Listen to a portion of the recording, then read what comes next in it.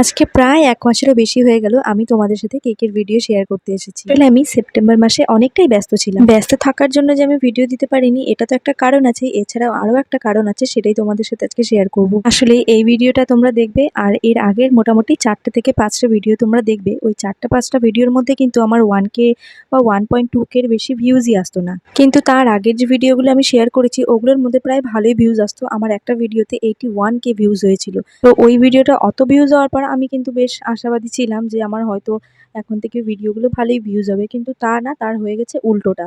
তো কেক বানাতে ভীষণ একটা পরিশ্রম হয়, তারপর আবার ভিডিও এডিটিং করা, সেটার জন্য একটা আলাদা সময় বের করতে হয়। এবার তোমরা যারা ইউটিউব, ফেসবুক, ইনস্টাগ্রামে ভিডিও দাও তোমরা তো নিশ্চয়ই জানো ভিডিও এডিটিংয়ে কতটা সময় লাগে। তো আমারও সেরকম একটা সময় লাগতো, পরিশ্রম হতো। তারপর যখন দেখতাম না যে এরকম ভিউজ স্টাক হয়ে আছে, 1K এর উপরে ভিউজ যাচ্ছেই না, তখন ভিডিও দিতে আর মন চাইতো না। তো আজকে সেই জন্যই এতদিন কোনো ভিডিও